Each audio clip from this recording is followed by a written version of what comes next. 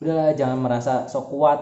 Atau sebenarnya saya pengen bantu tenaga medis, cuman apalah dikata gitu ya.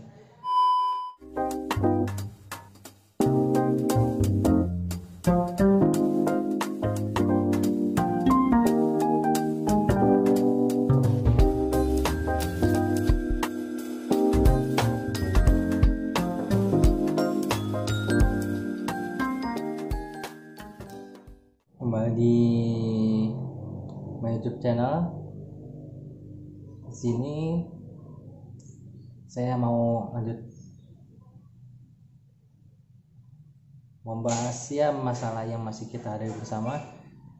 Namun sebelum itu saya ucapkan turut berduka cita bagi korban-korban kecelakaan pesawat Sriwijaya Air SJ182, kemudian korban-korban dari musibah tanah longsor, kemudian ada juga di Kebumen dan di tempat-tempat lain. Tetap waspada, jaga kesehatan, jaga diri. Lebih baik kalau nggak ada terlalu kepentingan, jangan keluar rumah, karena mungkin musimnya memang lagi seperti ini, lagi banyak hujan, jadi lebih baik di rumah saja. Sekaligus mengendalikan angka coronavirus yang semakin meningkat di Indonesia. Tapi alhamdulillah di Indonesia sendiri untuk vaksin sudah ada. Kemudian berita baiknya dari MUI udah mendapatkan sertifikat halal, dan dari Badan POM udah mendapatkan izin edar dengan efektivitas uji itu 65,3%. Ya, yang menurut WHO sudah cukup apabila sudah di atas 50% dengan izin darurat, penggunaan darurat. Nah, sebenarnya vaksin tersebut berpengaruh tidak tuh seperti itu ya. Sebenarnya vaksin tersebut itu cukup berpengaruh karena apabila sudah divaksin dan sudah terbentuk antibodi dalam diri kita, dalam tubuh kita, itu akan menjadi benteng utama apabila terkena coronavirus lagi atau terkena virus corona, seperti itu. Namun memang saya baca-baca berita juga vaksin ini memiliki efek samping, baik itu lokal maupun sistemik atau secara menyeluruh di tubuh kita. Namun itu tetap dapat diterima karena manfaatnya lebih besar daripada efek sampingnya. Ini saya mengambil dari Instagram Dokter Ada Ninggar, spesialis penyakit dalam, beberapa yang boleh vaksin. Dan ini yang beberapa yang masih tidak boleh ikut vaksin, seperti ini. Dan ini beberapa penyakit komorbid yang masih boleh ikut vaksin, namun tetap harus diperhatikan kondisinya. Seperti itu, harus konsultasi juga ke dokter yang akan melakukan vaksin. Dan ini penyakit yang belum boleh diikut vaksinkan. Ini anjuran pemerintah yang tidak bisa diberikan vaksin, seperti itu. Nah, kalau ini kemarin tanggal 13 Januari Bapak Presiden Joko Widodo menerima suntikan vaksin Sinovac untuk yang pertama kali di negeri Indonesia dan diikuti dari perwakilan menteri, ini perwakilan menteri kesehatan, kemudian Panglima TNI dan Kapolri juga ada, kemudian ini perwakilan tenaga medis yaitu Dr. Raisa, ini dari berbagai agama, kemudian ini Raffi Ahmad, dan masih banyak yang lain perwakilan dari berbagai profesi dan masyarakat di Istana Negara. Sebenarnya masih agak merasa kecewa gitu ya.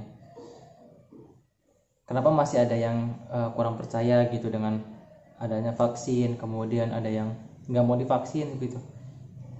Padahal kemungkinan besar apabila sudah divaksin hampir 70%, saya mengutip kata dokter Tirta, itu bisa menyelesaikan dari COVID gitu, asalkan tetap menjaga protokol kesehatan, makan bergizi dan juga olahraga yang cukup.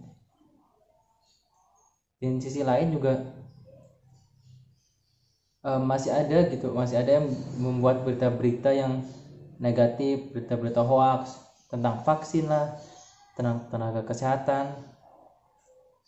Mungkin lebih baik dicek terlebih dahulu beritanya benar apa tidaknya, jangan disebarkan terlebih dahulu sebelum kalian melihat dan memastikan membaca sendiri berita tersebut.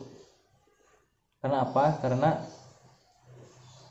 jika sudah terlalu banyak berita hoax yang di-share, itu akan membuat gaduh atau kegelisahan seperti itu. Tolong ya, jadi ayo bareng-bareng lah, kita bareng-bareng yang di bidang ekonomi tetap menjaga usahanya, namun ikuti juga anjuran dari pemerintah, karena ini merupakan masalah kita bersama gitu. Dan hari ini berarti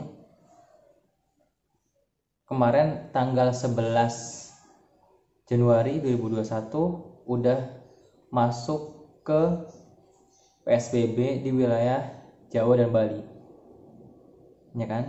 Berarti sekarang itu hari Jumat, udah 5 hari PSBB Jawa dan Bali diberlakukan gitu. Ini kenapa seperti ini? Karena masih banyak yang belum bisa menaati protokol kesehatan seperti itu. Sebenarnya sekarang protokol kesehatan itu memakai masker, mencuci tangan, dan bukan menjaga jarak lagi, tapi lebih menjauhi kerumunan. Kenapa? Karena kalau menjaga jarak itu sulit ya. Jadi misalnya kalian di bis atau mungkin di transportasi umum yang belum melakukan seperti itu dan masih sumpel-sumpelan, sesekan, itu tidak bisa menjaga jarak, padahal kalian juga tidak mau. Nah, lebih baik menjauhi kerumunan gitu, cari alternatif lain seperti itu. Sakit akan penuh gitu. Namun beberapa ada yang berkomentar juga bahwa di rumah sakit itu masih kosong seperti itu. Jujur di saya sendiri keluarga tenaga kesehatan, jadi mengetahui perkembangan dari rumah sakit, terutama yang rumah sakit rujukan dari coronavirus ini. Itu sudah hampir penuh bednya, baik itu di ruang isolasi maupun di ruang ICU. Jadi sebisa mungkin bareng-bareng tetap jaga diri seperti itu. Oh ya, untuk yang seperti saya anak muda, udahlah, jangan merasa sok kuat atau saya nggak ngerasa apa-apa gitu, saya nggak ada gejala apa-apa. Tapi jangan egois lah, mikirin juga kesehatan orang di rumah gitu, misalnya ibu, bapak, kakek, nenek mungkin, yang terutama yang mempunyai faktor komorbid atau memperparah, seperti mempunyai penyakit jantung, asma, darah tinggi seperti itu. Namun jangan dikira apabila sakit asma gitu terus didiagnosis COVID. Emang kalau COVID itu memperparah si penyakit asma ini atau si misalnya penyakit jantung ini, bukan sedikit-sedikit COVID itu udah lama kok penyakit jantung. Enggak, bukan kayak gitu. Makanya untuk mencegah faktor-faktor yang sudah ada di keluarga kalian, keluarga kita sendiri, kita bagi anak muda tetap jaga kesehatan kita. Jangan menyepelekan, saya masih muda, rajin olahraga. Nah, tapi gimana kalau orang rumah? Gimana yang ibu kalian jarang berolahraga, kemudian mempunyai penyakit-penyakit sistemik seperti yang tadi saya bilang? Tidak mau kan pasti. Jadi lebih baik kita evaluasi diri, sama-sama menjaga diri. Nggak cuman kalian kok, saya pribadi sebagai mahasiswa profesi mungkin ada juga mahasiswa-mahasiswa lain yang selain kedokteran maupun kedokteran gigi, entah itu di bidang kesehatan atau tidak, pasti mengeluhkan sistem pembelajaran daring. Kenapa? Karena pembelajaran daring ini bisa dibilang mungkin kurang efektif di beberapa bidang atau di beberapa kesempatan seperti itu. Kita juga sebagai mahasiswa mempunyai tanggung jawab gitu, mempunyai rasa itu ingin cepat lulus gitu, kasihan kepada orang tua. Jika seperti ini bagaimana gitu ke depannya. Terutama yang saya alami, profesi sendiri itu harus langsung terjun ke pemeriksaan ke pasien, nggak bisa dengan cara pembelajaran daring, diskusi seperti itu. Dengan adanya vaksin ini, kemudian stop berita-berita hoax, negatif segala macam, tetap jaga protokol kesehatan, pasti bisa terkendali. Seperti misalnya influenza yang dulunya pandemi, namun sekarang karena udah ada obatnya, kemudian imun sudah kuat, bisa sembuh sendiri gitu. Pun juga dengan coronavirus ini, karena virus baru belum ada obatnya, jadi kita kelimpungan, kita kebingungan semuanya. Yang masih meragukan sendiri, rumah sakit itu sebenarnya masih kosong. Coba kalian cek lagi beritanya, kemudian kalian tanyain aja ke beberapa rumah sakit yang terutama yang rujukan coronavirus disease ini, gimana keadaannya, gimana ruang-ruangannya, isolasi, ruang ICU, apakah benar masih kosong, apakah masih cukup banyak untuk menampung pasien-pasien dari yang terkena COVID ini. Ya, saya udah bingung buat mau ngasih tahu apa lagi. Dokter-dokter juga udah berbingung karena sudah disosialisasi dengan dokter Tirta, dokter Raisa, dan dokter-dokter yang lain bahwa vaksin ini aman, kemudian coronavirus sendiri itu bisa kita kendalikan bareng-bareng dengan mengikuti anjuran pemerintah dan peraturan pemerintah dan termasuk tenaga medis. Tapi ada beberapa oknum, beberapa orang yang masih tidak percaya seperti itu, yang masih membual, masih menciptakan mungkin atau menyebar berita-berita yang negatif. Udah stop. Video yang kemarin aja saya bahas ini tetap sepi yang view atau yang nonton, tapi saya dipesankan juga, dan dari saya sendiri, dari hati Indonesia sendiri dipesankan juga oleh dosen saya, karena kita itu dan saya itu termasuk calon tenaga medis, calon dokter gigi, itu harus bisa mengedukasi, memberikan contoh yang baik, terutama atau di lingkungan kecil terlebih dahulu ya, keluarga sendiri, tetangga, saudara-saudara, yang diharapkan nanti bisa dicontoh oleh orang-orang di sekitar kita seperti itu. Intinya tetap saling percaya, tetap fokus di bidangnya masing-masing, namun jangan menyepelekan coronavirus. Semua itu memiliki bebannya masing-masing di pundak kalian masing-masing. Menurut saya virus corona ini membuat kita sadar bahwa kita itu diciptakan sebagai manusia yang tidak bisa apa-apa, yang membutuhkan orang lain, yang harus menghargai dan menghormati orang lain, mengerti, dan juga kita berterima kasih juga adanya coronavirus disease ini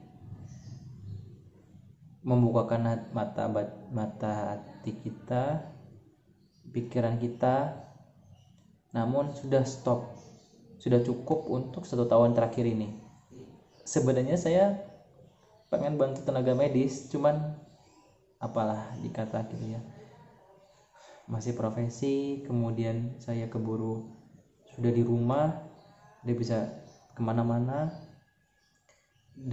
Tempat-tempat yang menjadi perhatian pemerintah, terutama yang sedang di PSBB, ini kalian baru mulai tanggal 11, baru 5 hari, itu masih lama, masih 2 minggu, dan ini baru target kan PSBB 2 minggu, dan ini baru 5 hari. Ayo sama-sama jaga, baik itu daerah PSBB maupun tidak, karena saya baca juga tidak semua daerah Jawa dan Bali itu terkena PSBB seperti itu kan.